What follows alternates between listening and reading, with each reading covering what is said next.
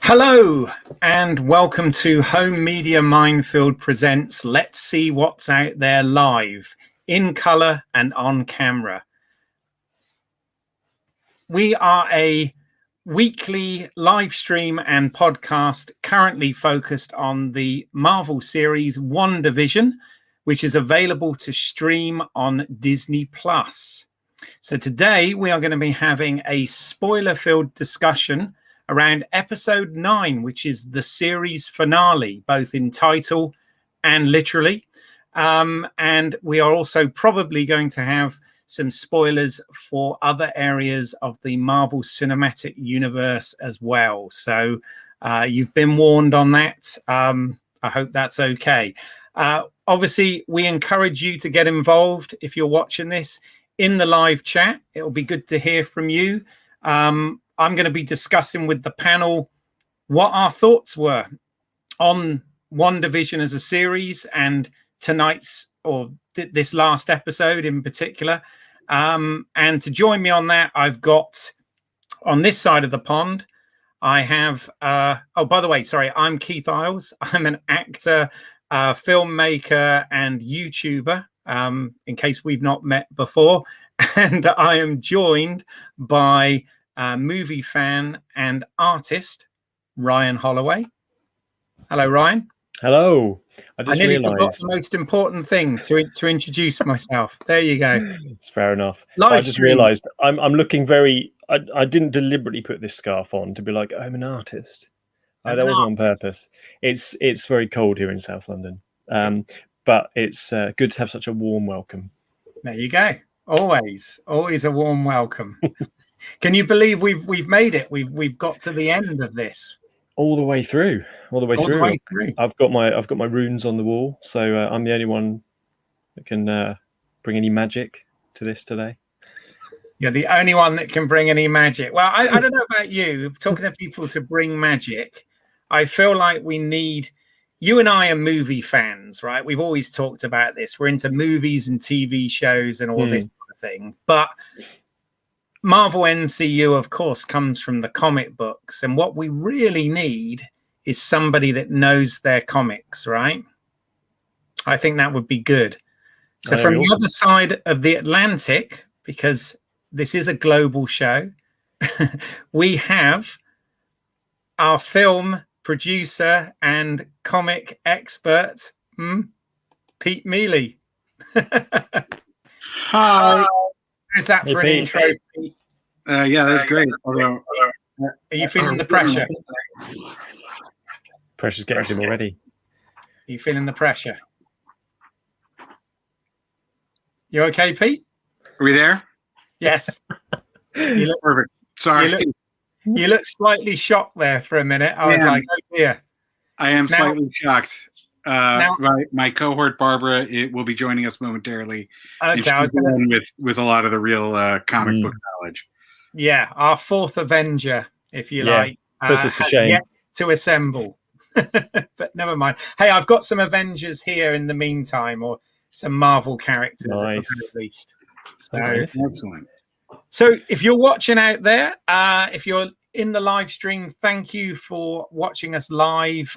Please get involved in the comment section. I want this to be interactive. We'd like to know what your thoughts are on WandaVision. Did you like the show? Did it stick the landing? Was it a hit or a miss as far as you're concerned? We're going to be talking about this in the meantime. If you found us after the live event on the channel and you like this sort of thing, please consider giving this video a like and consider subscribing to the channel if there's information there that you find interesting.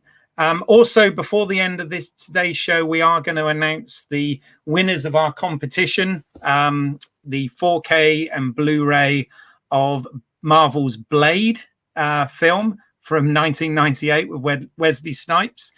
We've got 2 copies. One of them is a limited edition steelbook, so it'll be interesting to see who's won that. But mine. In the meantime, we usually start with a little bit of a format with this show until the conversation really gets involved, and we have a brief synopsis. So series finale. Take it away, Ryan. Yes, episode 9, the series finale. This is where I get all the facts wrong. So this week, Agatha tried to take Wanda's magic, but is interrupted by White Vision, who tries to kill our hero. But the conditional Vision, as I think he called himself in this episode, intervenes just in time, and the two fight. Agatha frees Westview residents from Wanda's spell, and they turn on her and plead for her to open the hex. She opens it up, but stops when she notices that Vision and her boys start to disintegrate. Hayward and Sword get through before she closes it up, while Monica frees Pietro, who is actually an actor called Ralph Boner, I think his name was, from Agatha's control. Meanwhile, Vision restores White Vision's memories, and he flies away. During their fight, and unknown to Agatha, Wanda places magical runes around the barrier, around the hex, preventing Agatha from using her magic. Wanda defeats her and traps her as Agnes. As the barrier collapses, Wanda finally gets to say her goodbye to Vision, as well as their boys. And in a mid-credits scene, Hayward is arrested, while Monica is informed by a Skrull that a friend of her mother's wants to meet with her. And then in a post-credit scene, we see Wanda studying the Darkhold in her astral form when she hears the twins cry for help. Yes, very concise and very important, actually, for anyone watching this that might not realize there wasn't just a mid-credits scene, but there was an end credit scene on this one as well, right at the very end of that like 10-minute list of end credits that they have on this. So that could have very easily been missed, that one. Exactly. Yeah, go and check that out if you haven't, because there's some arguably important stuff in there. I don't know. We'll get into that, won't we? We will get into that. This episode was written, it was directed as always by Matt Shakman, and it was written by showrunner and series producer Jack Schaefer. We've already talked about Jack's work, her work on a previous episode, but I always like to credit people. We've talked about production design, we've talked about music, we've talked about cinematography, we've talked about visual effects, all of which play a major part in this. So this week I want to credit our costume designer, because obviously these shows are always about costumes, and we'll come on to how important the costumes are in this later. But the costume designer for this series is Maze C. Rubio, or Rubeo, it's probably pronounced, Maze C. Rubeo. And her previous work in the MCU, she did the costume design for Thor Ragnarok. But prior to that, we're looking at films like Apocalypto, Avatar, World War Z, just to name a few. And I think, Marvel always, they sort of straddle that line, I think, between comic book costumes that we're used to seeing from the comic pages, but they kind of try and bring it slightly into the reality that it's supposed to be set in as well. Do you think that's a fair comment, guys? Yeah, I think ever since, I mean, actually this is probably not true, but I think ever since Batman Begins, it's kind of superhero costumes have started to get a little bit more realistic, I'd say.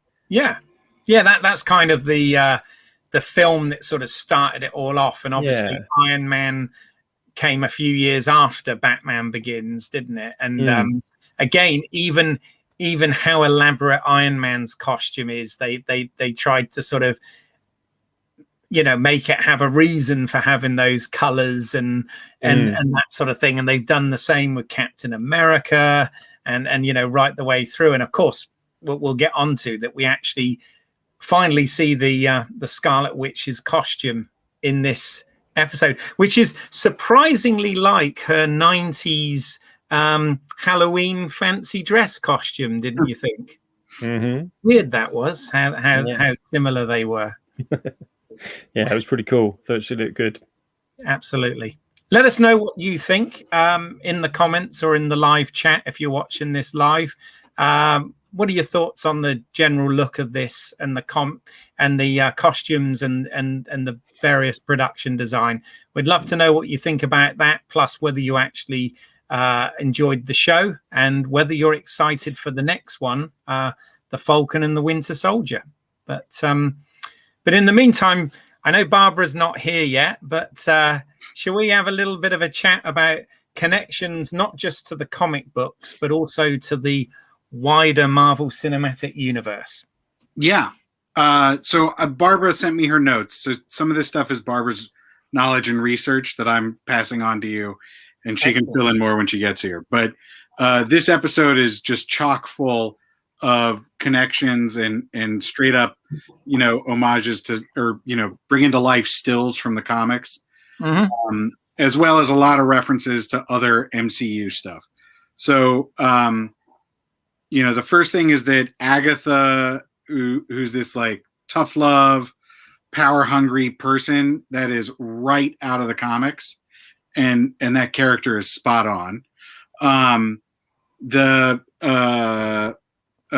White Vision was a famous run of the comics. I think Barbara mentioned that last week, so we really got to see it. Having the two Visions fight each other was right out of the comics. The Vision crying, just shedding a tear, is an exact still from Avengers 58. And I don't know that. Barbara knew that, and she wrote it down. I'll also say that, Barbara told me this one too. The thing with Monica Rambeau, where the bullets pass through her, is because Monica Rambeau's power is that she's photon. So she's she can control light and become light.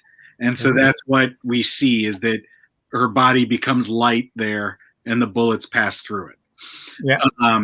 So that's like straight out of the comics there. Pete, are we saying that this was Barbara all along? Yeah. What you're coming up with?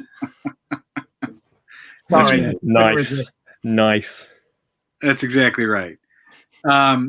In terms of MCU references, there's a ton in here. Yeah. So we get the Sorcerer Supreme, which is Doctor Strange, and the Doctor Strange movies. We see the astral projection, which is, straight out of Doctor Strange as well. There's a lot of Vision fighting like Vision, right, that we've seen in Age of Ultron, Endgame, so on and so forth there, right? I think we also, some of the like more random ones is that the after credit scene, where Wanda's in that remote cabin, really reminded me of that Edward Norton Hulk. Yeah. Yeah, I thought the same. It's like the same as the end of the Incredible Hulk, pretty much. Yeah. Right. I thought it was a bit Thanos as well. Yeah, there you go. I suppose so, because he went and hung out. He went and hung out in a cabin, didn't he? That's true. Holed up. True. I also the way that Wanda cast the spell on Agatha in this one as well, but reminded me of Age of Ultron, what she did to Tony Stark and Thor and a number of them in that, didn't she? It was very similar. And the way that she hits Agatha with a car is kind of like how she hit Tony Stark with cars in Civil War. Civil War. Yeah, absolutely. Yeah, there's loads. And then, of course, other movie references. I mean, the whole series has been like Wizard of Oz, but I did sort of think that the boots left under the car kind of was a bit Wizard of Ozzy, wasn't it? But when you think about it, this whole show started in black and white, went to color. Very true. I saw there was little things, when you notice things that probably aren't really there, but you have such a kind of this kind of encyclopedia of films that sometimes you don't really know that they're there. But I was watching, there were things like when she started to take Wanda's power and she had this withered hand, and it got me thinking about Dumbledore's hand in it was Half-Blood Prince, for those Harry Potter fans out there. I thought the final fight as well was a bit Matrix Revolutions. That was a bit. Yes. Yeah, and was well, when he knocks the bullet as well, isn't it? There was a lot of Matrix, I thought, in there, and then it also put me in mind of there was a bit where Agatha tried to kill some of these sword guys, I think, and Wanda stopped them, and it put me in mind of Superman 2, when Superman was trying to save everybody, and that was quite cool. Mm-hmm. So it was a few little things that I just thought were quite cute. Absolutely. We've got a comment. Kip Ellis has put that Paul Bettany was trolling us all along. Lol. Great fun trying to predict this show. I will miss it. Yes. Naughty Paul Bettany, really. Saying that with yet another actor that he's always wanted to work alongside and all this. I think he probably regrets that a little bit, because I think he didn't do it quite jokey enough, did he? No. It was almost like he'd forgotten what Marvel fans expect from this kind of thing, and it's like he'd made that comment and then gone, "Oh, should I have said that? Probably shouldn't have said that, should I?" Yeah, we've had everyone predict him from Benedict Cumberbatch through to Sirian McKellen, as to who that could be. That would be. have been cool, wouldn't it? And it turned out that it was Paul Bettany already worked with Ian McKellen. Okay. In Angels and Demons. Oh my goodness! Of course, yes. Wow. Okay. The Ron Howard film based on the Dan Brown books. Yeah, cool. One more sort of reference is the scroll at the mid-credit roll. Yes. Is sort of referencing Nick Fury up on the spaceship, which is the end of Spider-Man: Far From Home.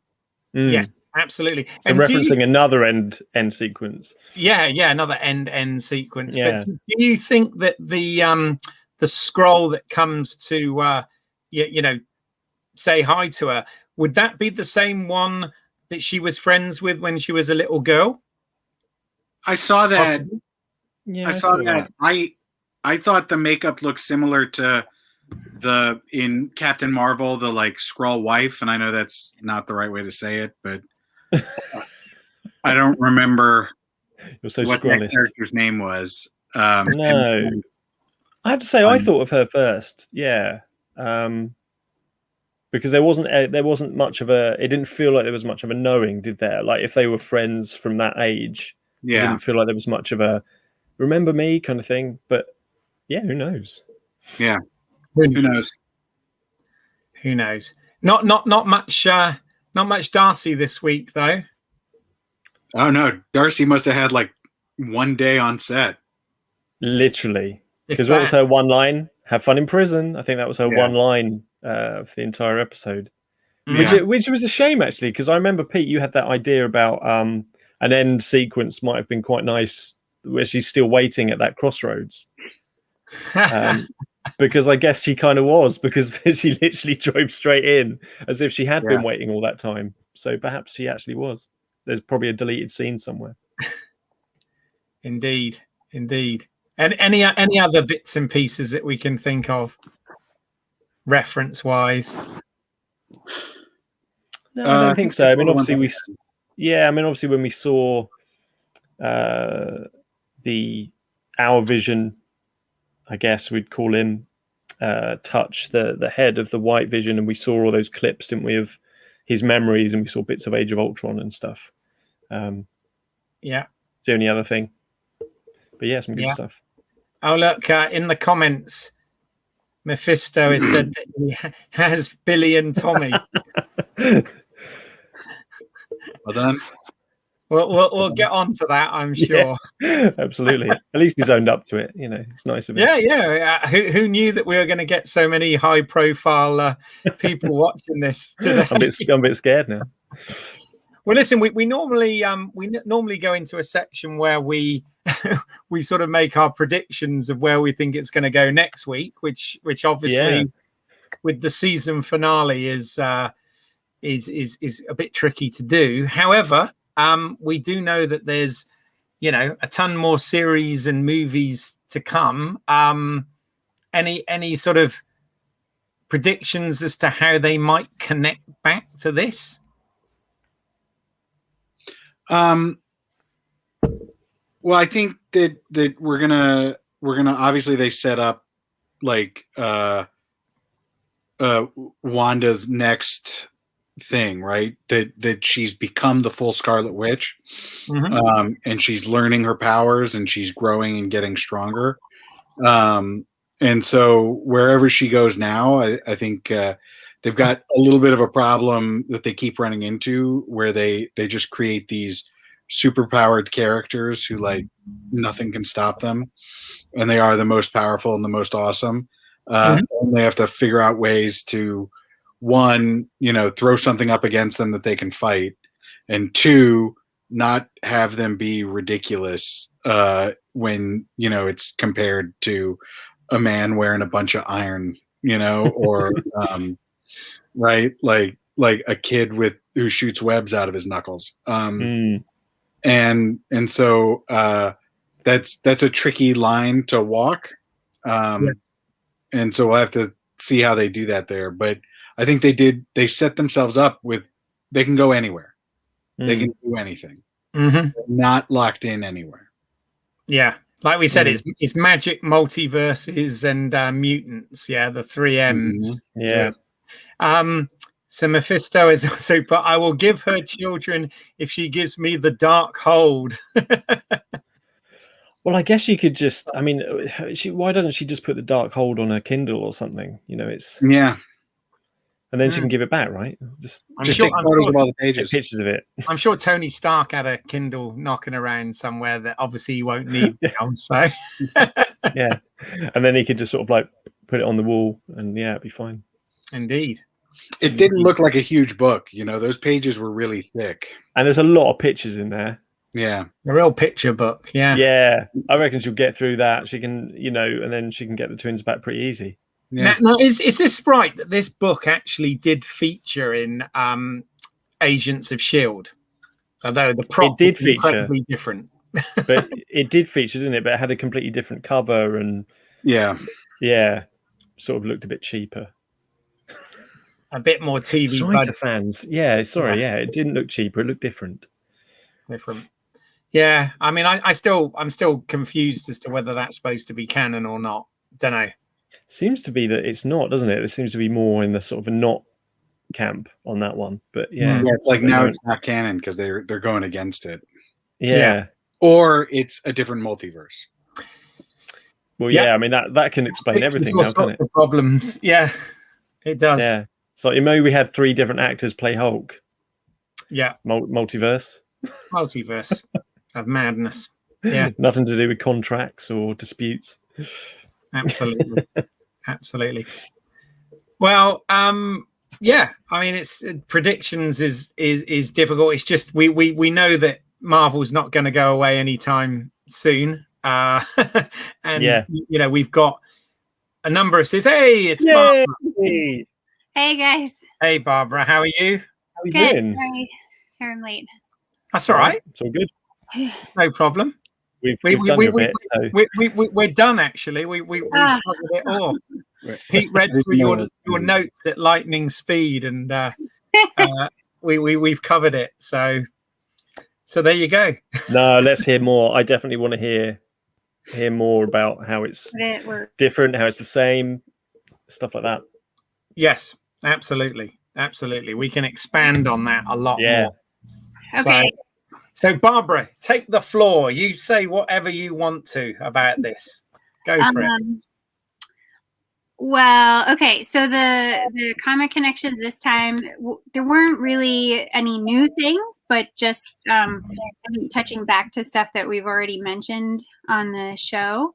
So like Agatha, it seemed, I don't think she was too malicious in the show. Like she wanted to destroy Wanda, but she's definitely trying to push her to either, like use her power or give it up if she's not capable, right? Which is sort of a tough love mentor access, I guess. Yep. And then Billy and Tommy, they're when Wanda opens the hex and they and Vision start to fall apart. So they're confirmed as being manifestations of her power, which that definitely happens in the comics. We've got Mephisto on saying We've actually got Mephisto on here. Yeah. Right. The two visions fighting each other straight out of the comics. I don't know what that meant. Darkhold has lore. The Darkhold being Agatha says it's a source of evil, but it's really, it's like sort of a debate. Like Wanda's magic is chaos based, where like if humans want to think of the world in terms of like linear, chronologies, things are reliable, people can have expectations, but chaos magic just like doesn't obey any of those rules. So it's like uncomfortable for some people, but it's not necessarily evil. So a bit like the continuity then. Yeah. So I'm still gonna stay on the side of like Wanda is not necessarily evil. She's just, obviously like here she was working through her grief, which sometimes people are assholes when they are working through things. They take it out on other people, which is what she did. And also, my second Harry Potter reference of the show today, you've got to learn all the arts, haven't you? You've got to learn the dark arts as part of your whole wizarding or witching process. So why not? Be a well-rounded, strong character. Exactly. Absolutely. So, Barbara, do you have any? Because we as you came in, we were just talking about.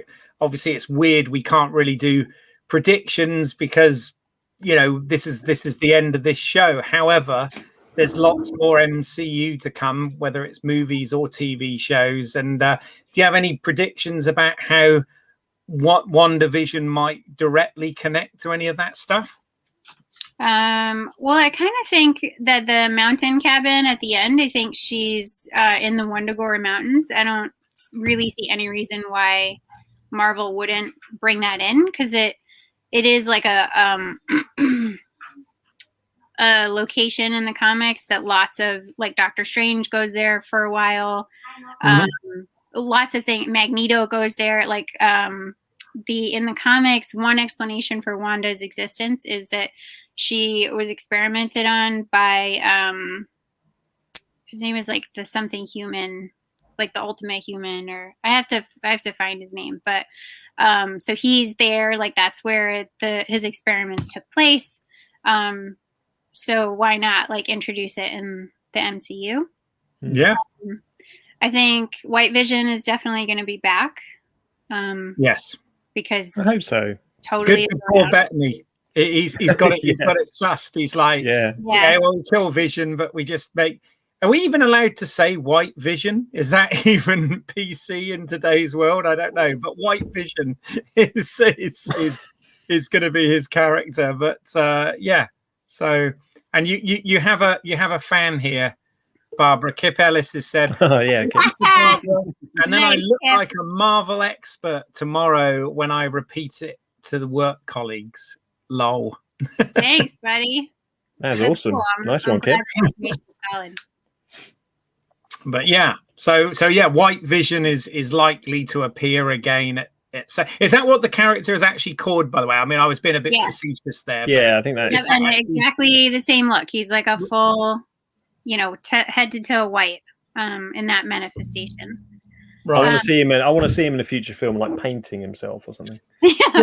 Exactly, colouring himself in. Because we never actually saw what happened to him, right? He ended up flying up through the. Off, yeah. He said, "I am Vision," and through the window, and which was a hexagonal shaped piece of glass, by the way. Yeah.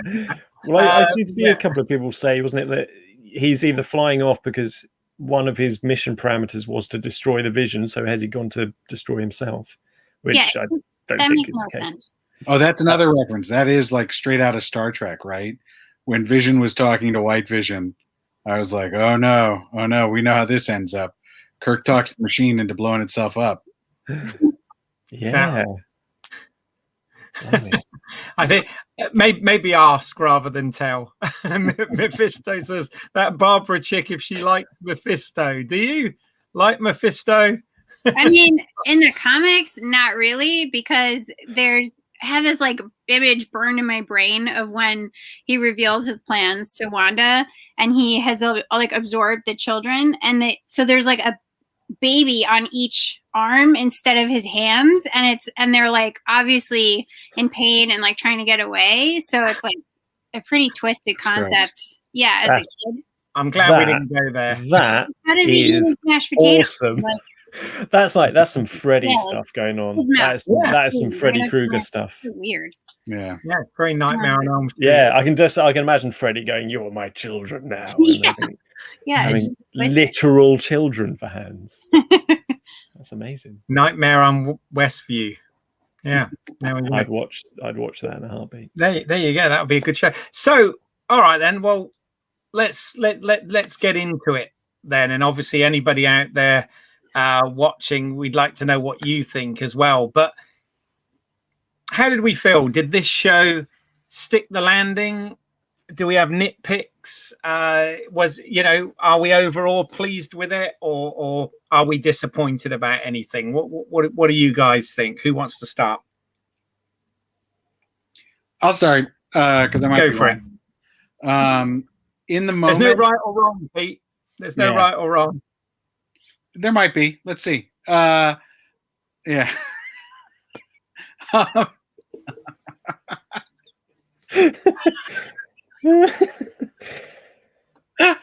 on. Sorry. Let's hear it. So I thought that in the moment, like the first time I was watching it, it was really emotionally effective. Are you talking about this episode? This episode. Okay. Right. Okay. And let's do this episode and then the whole. Yeah. Yeah. That's another reference. Was having the FBI agent doing magic that he learned in Ant-Man and the Wasp. Yeah, that's true. Right? Yeah. It was great. That. And I thought even him to like unhook the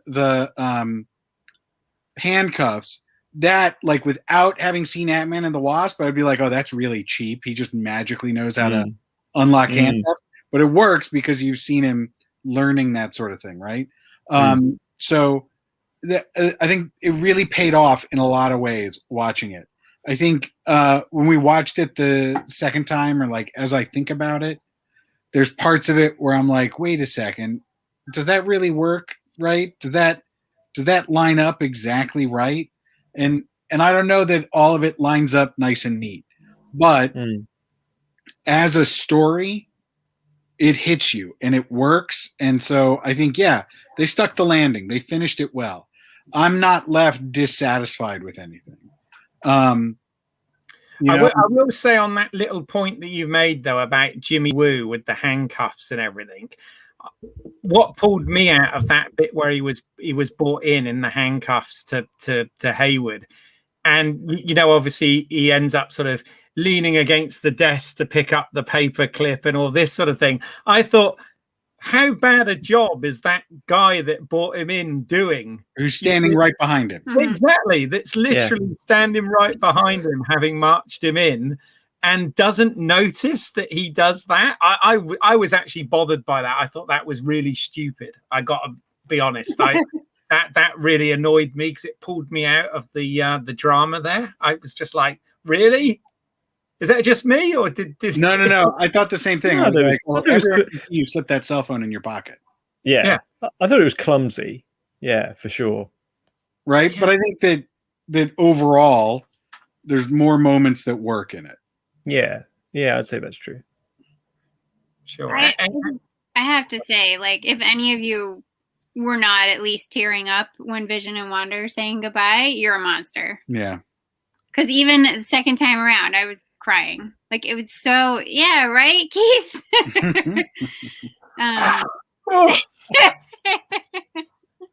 Yeah. Right. So poignant. Yeah. So did you have any nitpicks with it, Barbara, or are you I'm getting the vibe that you're pretty satisfied with this finale episode? I thought it worked really well. I liked the family fighting together, and I liked how every character throughout the series came back and they had some kind of finish. Like even Darcy with the stupid ice cream truck or whatever it was, right? I think the Kree being the Skrull being in the movie theater at the end, like that's exciting because it's like a little hint that Monica is going to continue to have a future, and that larger plot point that sort of got left with Sam Jackson being up in space, like all of that's going to come back soon, I think. I guess my two quibbles would be them saying that Evan Peters was just a normie actor. I didn't appreciate. I didn't think it was meta or cute. It was like, oh, that's so lame. Like that storyline could have had potential, and Marvel just sort of tossed it out. And the other one was that right at the end when Wanda's studying the Darkhold. Mm-hmm. I think you hear the kids' voices saying, like, "Mom, help!" They do, in the comics, they do manage to exist, outside of Wanda eventually and become members of the Young Avengers. So I hope that they're, going to be back. But I also don't want Wanda to continue to be this tortured character that it's just trauma. Last week I mentioned I like characters who have agency, and I think Wanda definitely, took hold of her powers and her possibilities. So yeah, I don't want to see other people messing with. She's supposed to be stronger than Doctor Strange, more powerful than Doctor Strange. So. I also liked how she made the tough choice, right? She made the choice to give up her family for everyone else's families. And she said, I also realized that I'm never going to get the respect for this because everyone's just going to be mad at me for what I did to them. Right. Yep. So I think she owned all the decisions all the way through. Yeah. Yeah. What about you, Ryan? I think the easiest way for me to talk about this episode, I guess, is to sort of talk about the show as a whole. I mean, I think probably slightly differing from you guys in that I very much enjoyed it. I thought it was a lot of fun. I think overall for me, it's kind of, as a whole series, I think it's more of a 3 out of 5. And that's not to say there's not 4 or even 5-star episodes in there, because I think there are, and I think there's a lot of beautiful moments. But I think that this episode, because I know we spoke last week about, remember Pete, you were saying, and I think we all agreed, it's there's not going to be any fight, there's not going to be any sort of closure and stuff like that, and we kind of got all of that.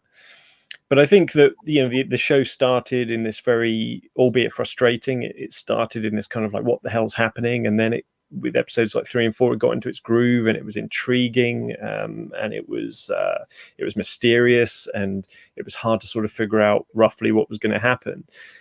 And I think the last episode was very good. It was very entertaining, but it took a show that started with something that was, this is totally different, this is totally out there, and it actually ended up with the final episode being kind of falling into the comfortable Marvel mold, really, in a way.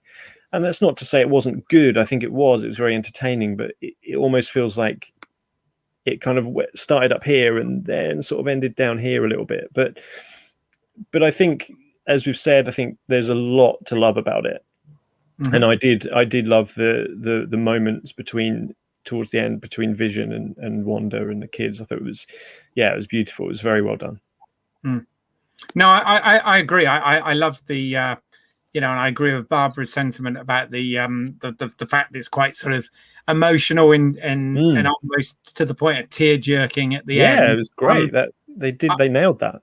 I do have one or two, though. I've got to be honest. I have one or two nitpicks with this episode before we come into sort of the whole series as a whole kind of thing that bother me. I'm not going to lie. So the Jimmy Woo getting the phone and paper clip we've already talked about. You hate that. I just thought it was really stupid. I just thought that I didn't buy that at all. I buy that he could get out of the cuffs. That made total sense because of his backstory, but just the way he kind of stumbled and got that stuff off the desk, I thought, no, that's really rubbish. So I had a problem with that. I have a problem with the fact that the Evan Peters thing gets just basically turned into a sort of a dick joke, with him being this actor called Ralph Boner. That was lame. I agree with Kip. I'm wondering, was this? Do you think this was supposed to be the guy that is in the witness protection program that Jimmy Woo was going on about earlier in the show? Because we never found out who that was. That's true. And it's just weird that why would an actor be based in, Westview, New Jersey? When I can't nothing's imagine happening. there's a massive film and theatre industry. I don't know, but I don't know. I just thought that was a bit. Well, actually, I think New York is such a powerful place for actors that anywhere in New Jersey you have an actor who's like coming into New York for auditions. Okay, so it's not that far then, because you guys know the geography more. But in terms of geography, New Jersey is often considered the unwanted sixth borough of New York. Right. Okay, so that could be a bit more bit more feasible. In the comics, Vision and Wanda want to settle down in New Jersey, and I'm always like, I've never been able to understand why. It does seem random. It does seem quite random. And is this, obviously his name's Ralph, so is this the Ralph that Agatha Agnes kept referring to throughout the series? Remember, there was always this like husband character that we never saw, and she was always like, "Oh, Ralph, is this supposed to be him that was under control from the necklace that she had round him?" Is that right? Is that how that was working? Yeah, I think so. It left me with more questions than answers, I'm afraid. Like, how did he have the super speed that Quicksilver had? I think that was a spell that Agatha I shall cast. Google that. Okay. I did like the fact that his basement kind of was a bit similar to the the basement that we see Evan Peters as Peter Maximoff in X-Men Days of Future Past. Remember, he had that basement where they went and met, and this was kind of had a similar look to it. I don't know whether that was an intentional reference, but I'm a bit disappointed actually that just turned out to be a stunt casting thing. I don't know. They made a big deal of it, and it was a big reveal and all of this, and I'm feeling a little bit like meh about the actual what that ended up being. But hey, they're telling the story. So I had a bit of a problem with that. The other thing that I'm not going to lie, I was disappointed with is Hayward turned out to be such a one-dimensional character, and I was a little bit upset that there wasn't a bit more going on there. I know they've got a certain amount of time to tell these stories, but essentially he was doing his job for Sword, right? But although he did straight up try and shoot some kids. Yeah, I know. That's what I mean. That's what I'm saying. They kind of, he suddenly became just like villain of the week. He didn't even think about it. It was just like, oh yeah, them first. First. That was his first thought. But was that me, or did that just sort of come a bit villain of the week out of nowhere? I mean, I know they've portrayed him as a bit of a dick, but there's a difference between that and what happens in this episode. I felt anyway. I just, I'm being nitpicky, by the way, but this is the nitpicking section. That's cool. But I don't know. Yeah, I don't know how I felt about Hayward. I guess that's something that could be a negative for me. I didn't really think of anything about him really. He was just kind of there as a mechanic for the story to move, without ever really being massively fleshed out. He was just an asshole. Yeah. I just felt there could have been a bit more to it than that. Okay. Oh, Pete, am I adding you into another bit? No. There's just so we can hear you better. Oh, okay, fine. We've got some comments, so I want to get back to. So Paul G. Lake is saying agreed. Did start way out there, but I guess did have to end a bit conventionally. Yeah. If it ended up in the same spirit as it started, it might be a bit abstract, which is fair comment. Yeah, I think that's fair. Mephisto has come back saying that he hopes that he will appear in Doctor Strange, Multiverse of Madness, or Loki. I mean, there's. What do you think, Bob? What do you think, Barbara? Yeah, I was going to say. I'm not sure. I saw. I think it's in the teaser for Doctor Strange. There's a scene in a church, and the stained glass is a red devil, so like it could be Mephisto, but I'm not sure that the character really serves a purpose in the MCU. Okay, sorry to the viewer. Yeah, sorry, Mephisto.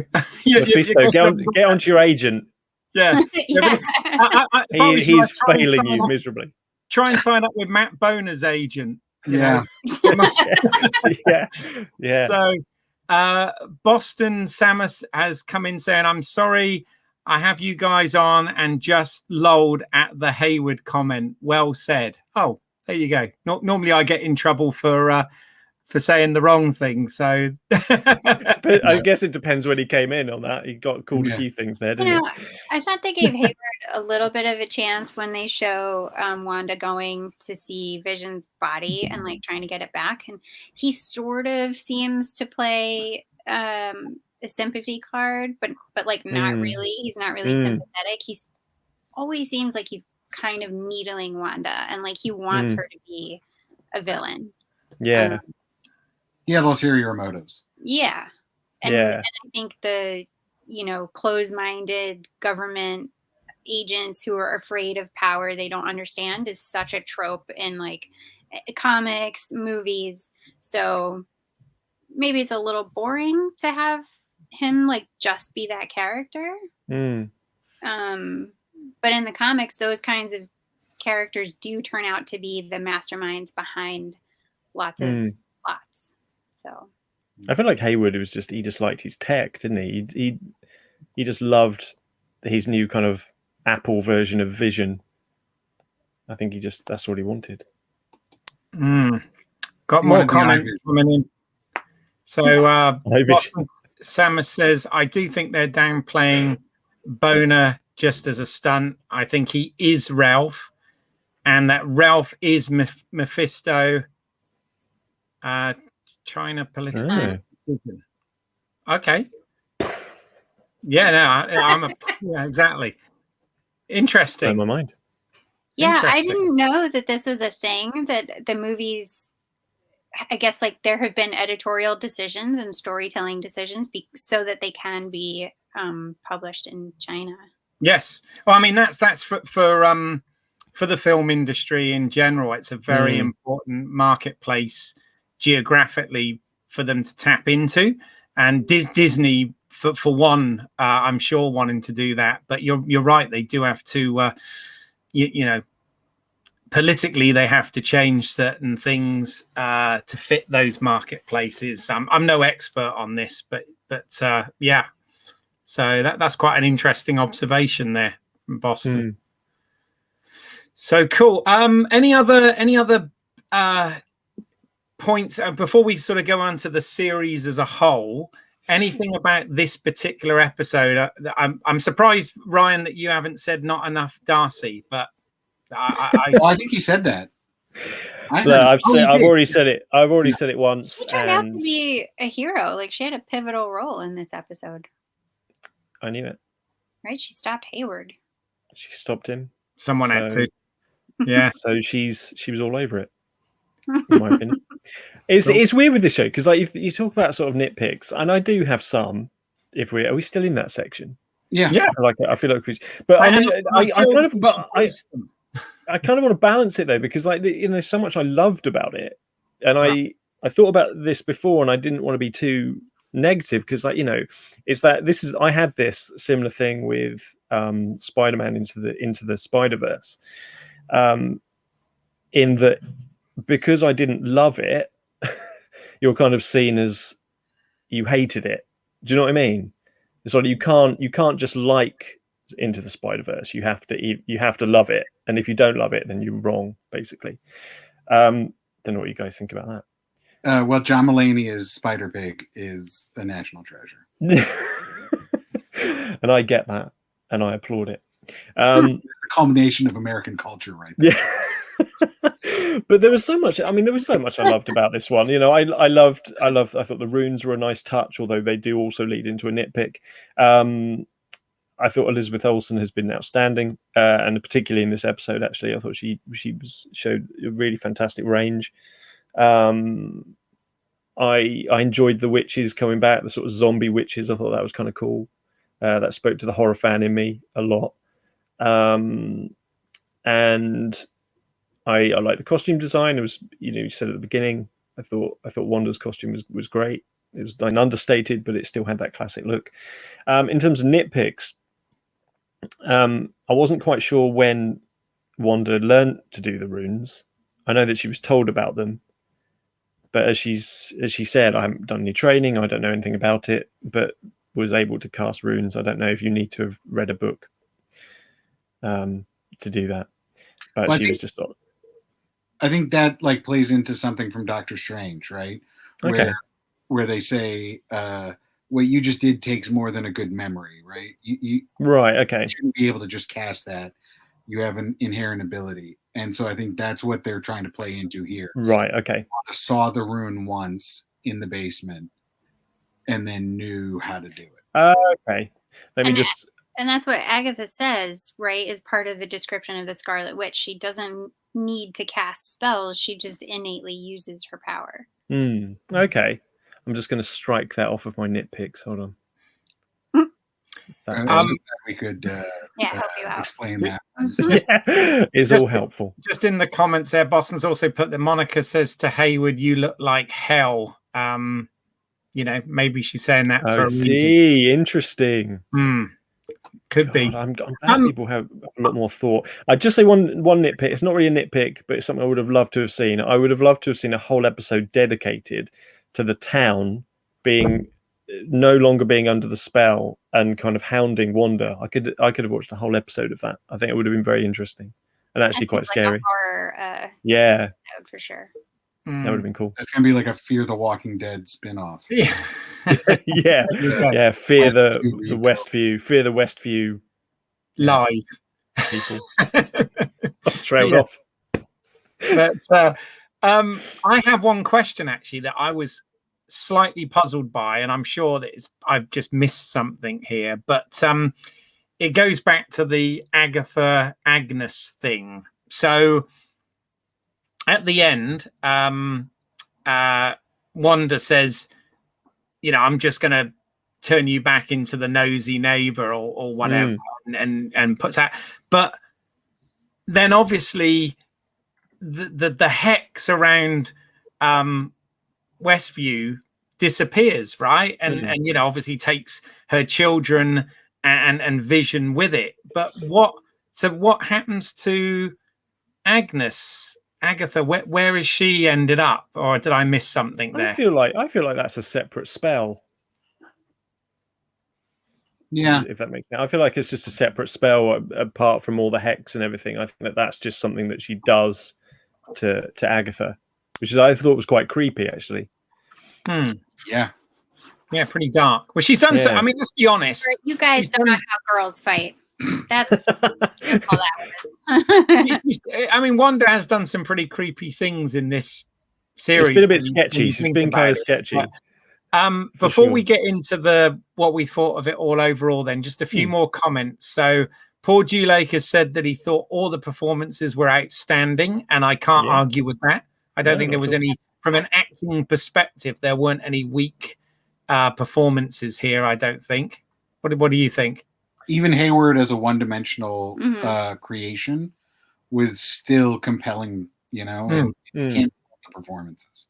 I was going to say that was, for me, I had more of a problem with the writing. I don't think it was the performance so much. I just think that he was slightly thinly written towards the end there. But yeah. you know, The only thing I would say though is that I think the performances were really, really spot on, and sometimes it's not so much to do with the performance; it's to do with what they're asked to do. And I kind of felt that I love Catherine Hahn. That's a disclaimer. oh But yeah, I never felt that she was ever going to win. Like there was never a part of me that ever felt, oh no, she's going to beat. Like, I never ever felt the danger from her. And I think sometimes that fed into, I think, what we spoke about and what Barbara sometimes spoke about, that she wasn't the main villain, perhaps. mm-hmm. I think I'm right in saying we discussed that. But Mm-hmm. and it maybe she isn't. Maybe subsequently it will come out that there was someone else, because I just never really felt like she'd ever win. I think that's really true to the comics also, because Agatha's, this witch that's hundreds of years old, but she never like really slams Wanda in a head-to-head contest. She's really just a source of like family drama in the comics. So, maybe they took the cue of how to have her manifest in the MCU from. It's true. But Wanda did hit her over the head with a car. Yeah, here, yes, but I'm saying in the comics they never test their powers, I guess. Fair enough. Well, Boston is still really on this hell thing, because we've got west originally meant down, as in west view. Down view equals facing hell, and as also put, which is fair. And why didn't west view change back to east view? I thought that was something that I like imagined. Wait, that's not what do you mean? So when Monica first meets, yeah, I'm glad Pete said that. Pete was the voice in my head. No, then. it's true. When Monica first goes there, they say they're from Eastview, don't they? And Wu tells her there is no town of Westview. There was a town of Eastview. No. That's not how I took that scene. I took that scene to be that there was a town of Westview, but those guys have no idea. It's been erased from their mind. Yeah, that's how I read that. It's been erased. Not that there never was a town of Westview. It's just that there is no town of Westview in their mind. In the minds of the people. Yeah, that's how I read it, Pete. I was the same. Okay, and where were those cops from then? They were from Eastview. Oh, okay, they were literally from Eastview. Okay, the thing. Yeah. And Paul Dulake has put Agnes, nosy neighbor, purgatory transcends dimensions. There we go. True, Paul. I can attest to that. Oh, and I am the nosy neighbor. Come back. The cop said there's no Westview. Right, but that's what they were trying to figure out, is why were these cops saying there is no Westview when they were right outside of a sign saying Westview 2 miles out. Right. And I think that goes back to a conversation we had before, and I'm sure there was an answer to it. But when I remember saying, was she also controlling people outside of the hex? Yeah, because that's what she was doing. Outside of the hex, she had erased the concept of Westview. Right. So she could have controlled Hayward. Well, now we're going all really weird. Well, now, but that. I'm going to drop the mic and walk off. Yeah, exactly. My mic's here, actually. So what? Yeah, there you go. Boom. So what do we think then of the the whole series then? If we take WandaVision, because let's be honest, it's like a 6-hour movie, or probably 5 hours by the time you take the end credits out. It's obviously longer than a normal MCU movie.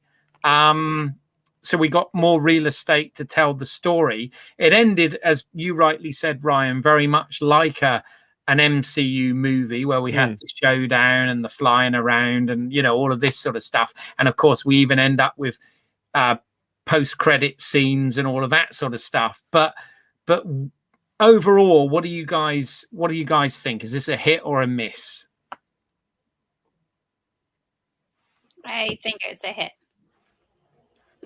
I think that, giving homage to Vision and Scarlet Witch, who are one of the only couples in comic book history that strive to have a relationship and, are dedicated to each other. I think that it's really rewarding to have that being shown in like this big blockbuster world, right? And I've mentioned before, I think addressing like grieving and mental illness is really important. And I'm glad that the MCU is going there because, we have to think about these things and deal with them in our own lives. Cool. I've been rereading the comics like as we're watching the show, and I came across the two, like they have to be the most ridiculous villains in history. Bebop and Rocksteady, Teenage Mutant Ninja Turtles. Okay, What? those are the most ridiculous. Most ridiculous. They're my favorites. There's a vampire called Necra, and then so Vision, like in the comics, he's part a man named Simon Williams, and his brother is upset that Simon has been used to create the Vision. So his brother becomes a villain named Grim Reaper. And so Grim Reaper is like bossing around there's a white gorilla guy and a voodoo master, and they're both black. And in the comics, the gorilla guy is like, I'm out of here. I'm not serving this racist Grim Reaper anymore. And my jaw kind of dropped. I was like, wow, they called that right out in the comics. So, if they could do that 20, 30 years. I was going to say, when were those comics? I'm curious. When in the Marvel history like were they? Early 90s at most. So, okay. Yeah, like. Well, I mean, the comics are always slightly more, I think, generally slightly more progressive than the more mainstream entertainment like film and television. And I think we're starting to sort of obviously go there more now. But I'm curious, Barbara, as to your thoughts on this. So I mean, I agree entirely that it's nice that the characters of Wanda and Vision actually got fleshed out somewhat in this show. How did you feel?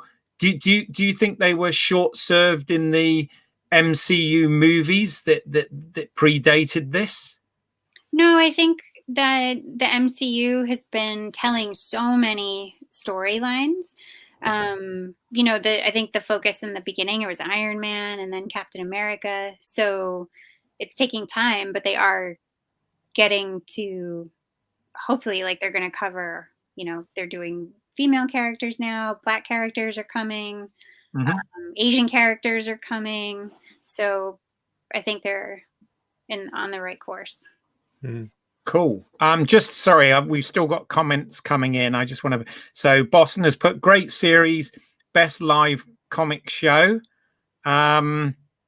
especially functionality, how it's connected, adds tremendous value stroke draw, being able to flesh out storylines and deserve the time. So yeah, pretty much what we were saying there. And then interesting, so imagine this having been the Phoenix Saga, which I'm sure, because let's be honest, they've tried that twice and not got it right?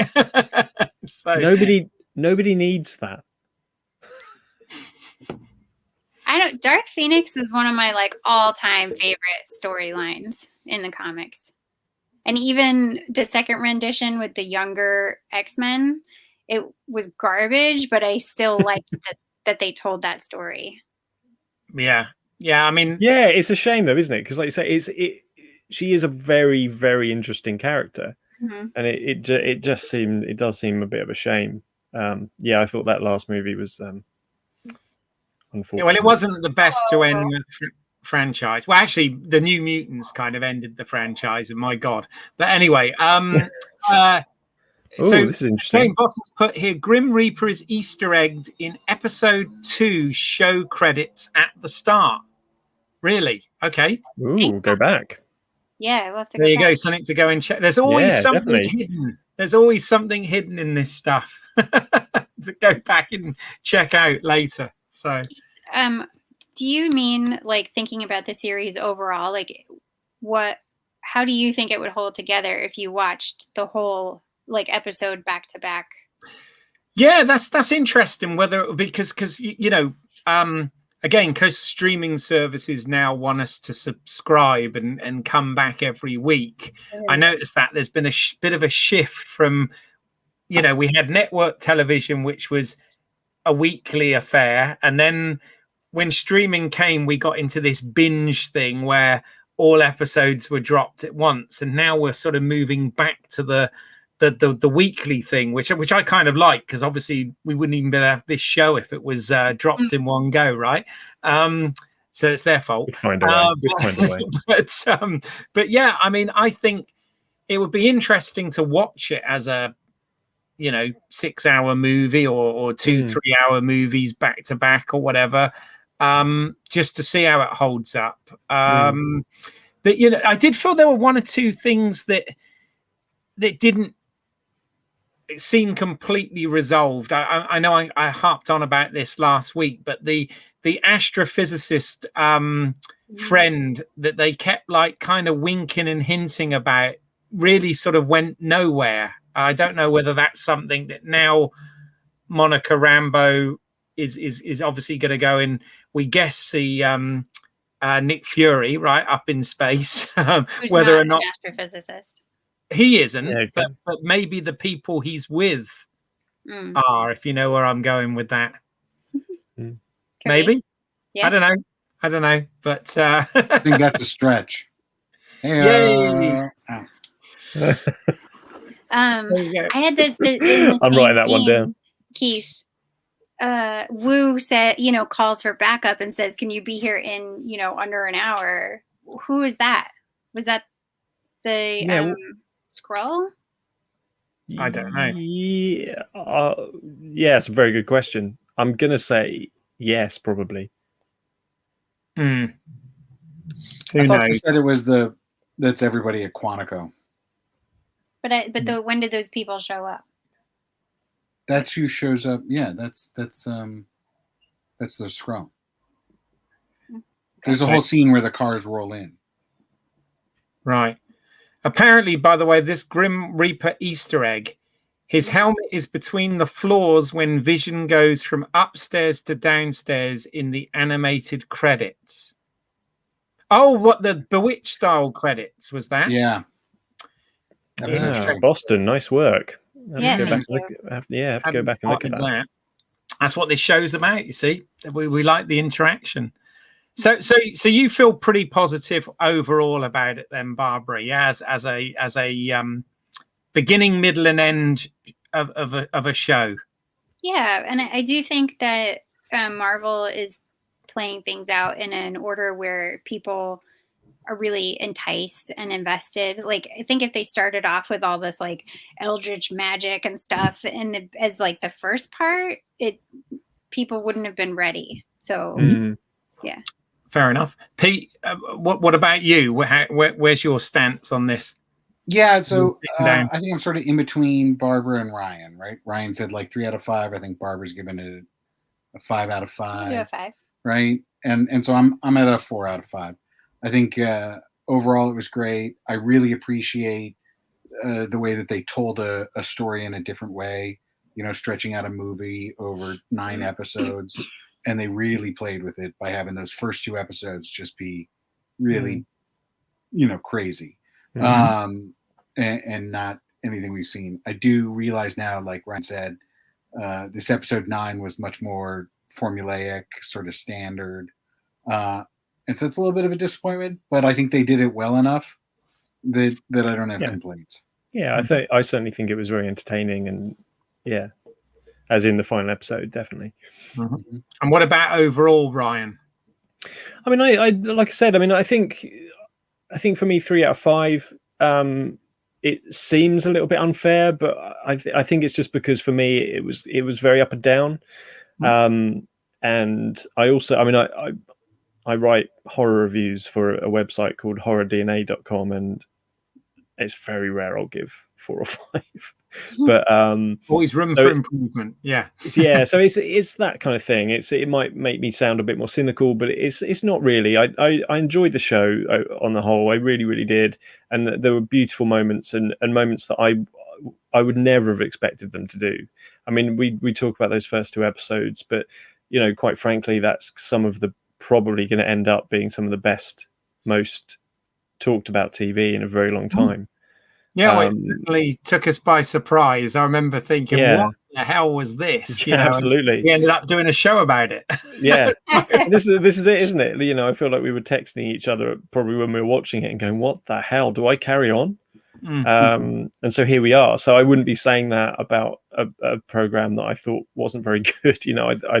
I did think it was very good. And I think, and overall as well, I think Elizabeth Olsen has been exceptional throughout, and it's so I'm hoping we do get to see a hell of a lot more from her in the MCU moving forward. The only thing I would say, and perhaps this is more of a discussion point than a comment, is that how with this show and also moving forward, how accessible it is to people that perhaps like me haven't read the comics, don't know any of the backstory of any of these characters. How accessible was WandaVision in some areas, and how accessible it's going to be in the future. And that's something that I'm a little dubious about, because there's things even today that we've discussed that it's kind of like, oh well, that's like that in the comic, and I have no way of knowing that unless someone tells me that or I read it. So it's less a nitpick and more of just a kind of a thought on how things are going to appeal to audiences and how they're going to make that work. Yeah, I mean, I think that's a fair comment. I think this should work on its own right without. I think the knowledge of the comics should be more of a thing that comic fans and fans of the comics can be impressed by and geek out by and just give it that extra bit of detail in depth. But definitely. I agree with you that the show itself should work standalone without that knowledge. And I find it, to me, it's more important to have the knowledge of the MCU, I think. But then again, I know people that have been watching this that don't have knowledge of the MCU, and they've still been enjoying it. So, which I think, wow. I mean, I actually watched Age of Ultron again last night after this. So did I watched it yesterday. Yeah, just because I sort of thought I want to see where this began. I want to go back to where it began, but I think this as a show has been really ambitious. What Disney have tried with this, and good on them for doing it. And obviously, yes, of course, we're going to see a lot more moving forward. And overall, I enjoyed it. I always have nitpicks, but this is because I'm not making it. Of course, I have nitpicks, but but how dare they be brilliant? Yeah, exactly. But Boston's asking, Ryan, what did you think of the horror aspects of this show? Well, I mean, as I said previously, I loved the witches coming back to life. I thought that was pretty cool. That's the more kind of like obvious horror, but I think there were some nice moments that I would have liked to have seen explored, like because as we've said already, Wanda's done some very sketchy things in this show, and that was quite horrific in itself. And I think sometimes they tipped the balance perfectly. They could have gone quite dark, and they didn't. But those dark moments, the more horror, I guess, or darker moments, were quite subtle, and I quite liked that about it. Even her turning Agatha permanently into Agnes was horrific to me. That was a really horrible, kind of quite malicious thing to do. But I think certainly with that character moving forward, and maybe even in Doctor Strange, obviously we've got Sam Raimi directing the second Doctor Strange movie. It's probably it could lean a bit more horror, which I'm quite excited for. So yeah, thanks for the question. Yeah, and also of course we've which will lead into something later here, but we've got Blade apparently coming back into the MCU at some, which of course that there's a horror connection there, right, with the whole vampire mythology and whatever, maybe. But yeah, I don't know. Buzz. Say again. That's the buzz that vampires and zombies are going to be part of the MCU.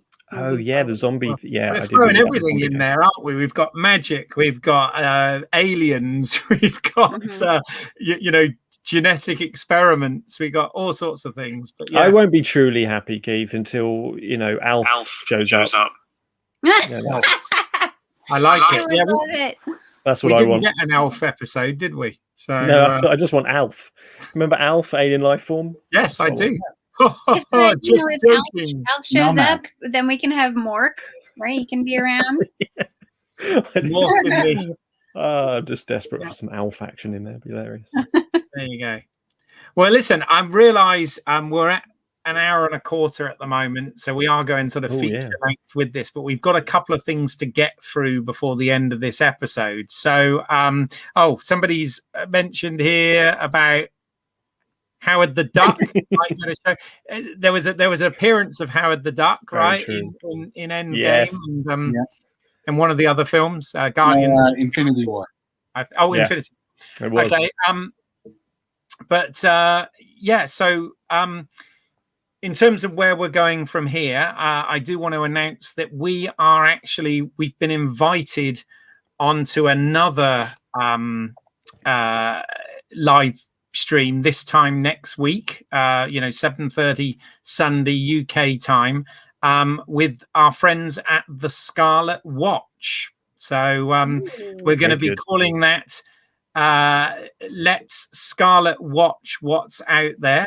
So it's still LSWOT cast, but it's going to be on a different channel. So what I'll do is I will post in the comments on this, and also on the other social media platforms, links as to where you can find that. And that's with our friend Paul Dunn, who has very kindly invited us on to discuss with his panel WandaVision as a whole and the MCU as a whole. So that's going to be Let's Scarlet Watch What's Out There, which will be next week. As I said, I will, once the live stream's gone out, I will actually post that video on Home Media Minefield as well, so that everybody can see it.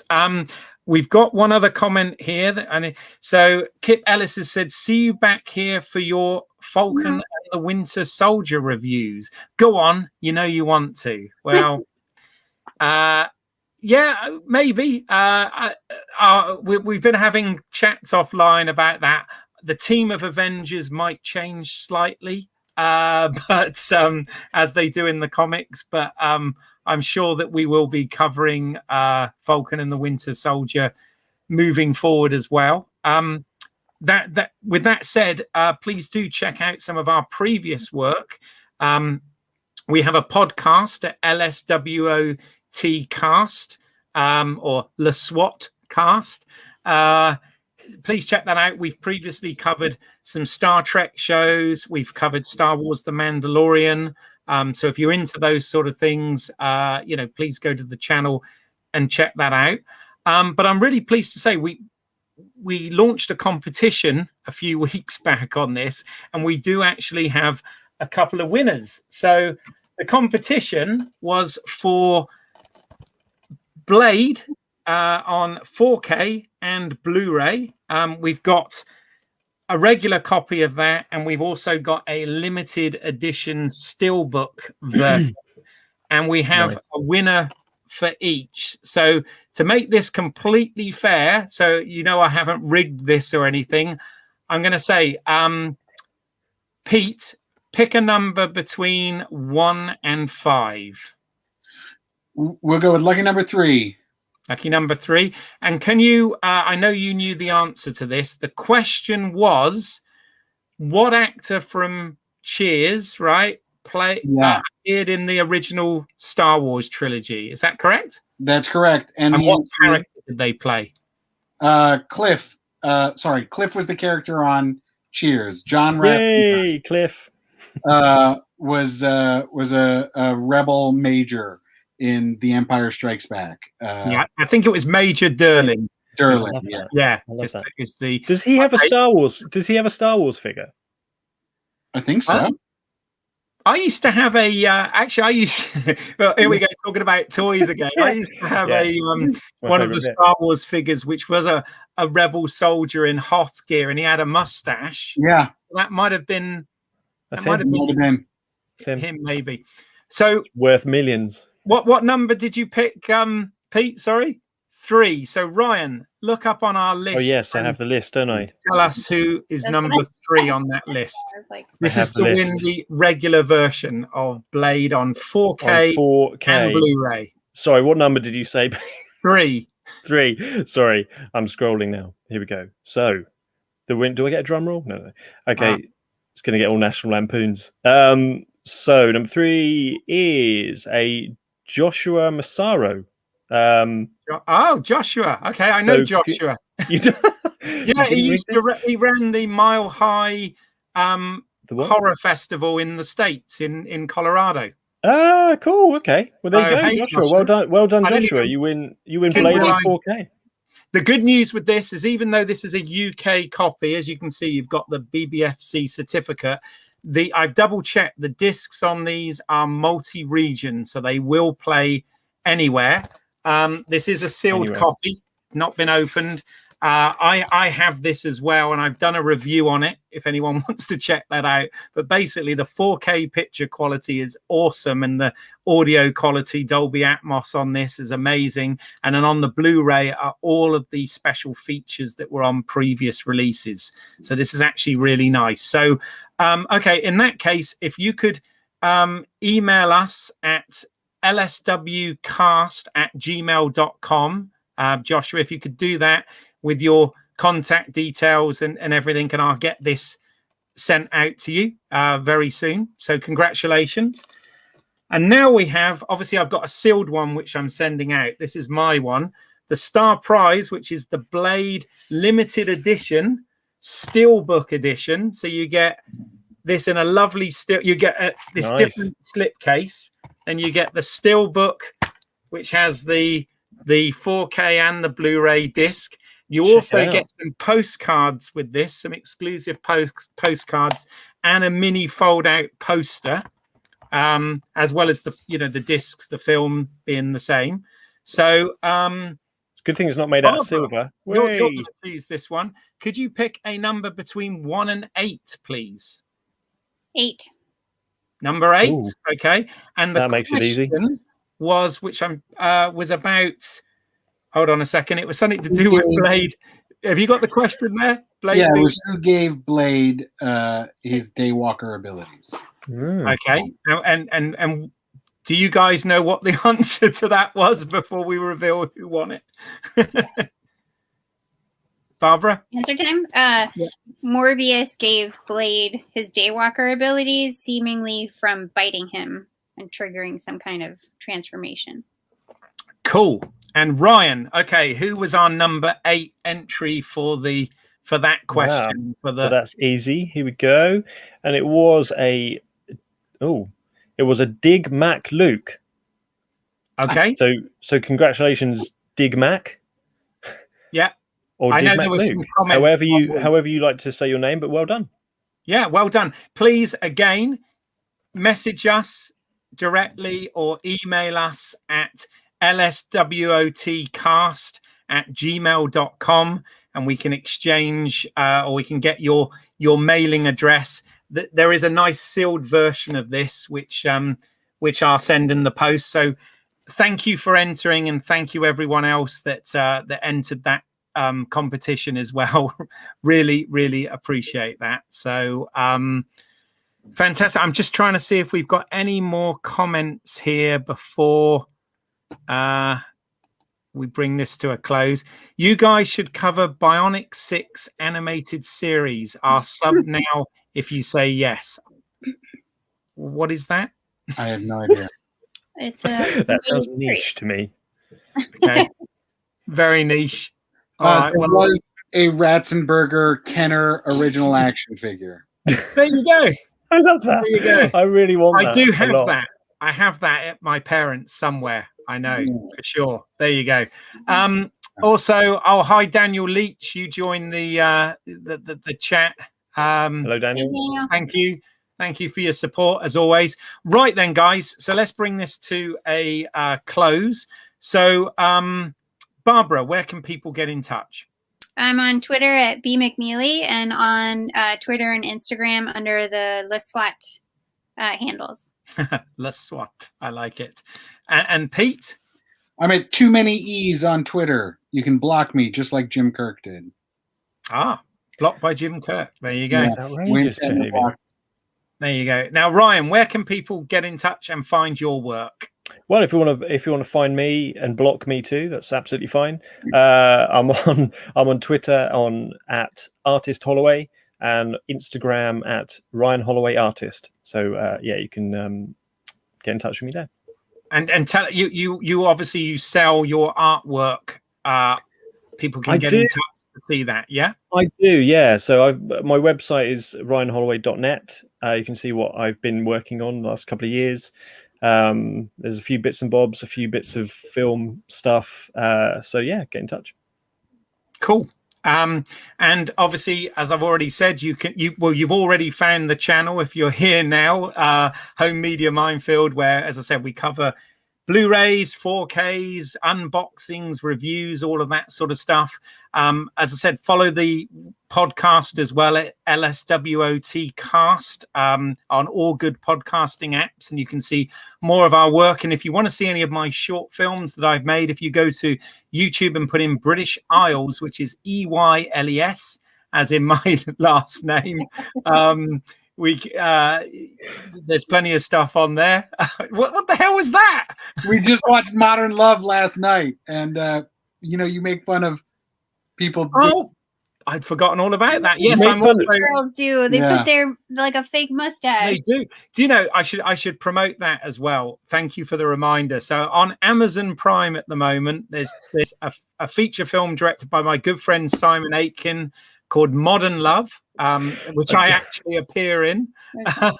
So please check that out. And while you're at it, if you're on Amazon Prime, also check out Rebecca Gold web series, which is by my good friend Ian David Diaz.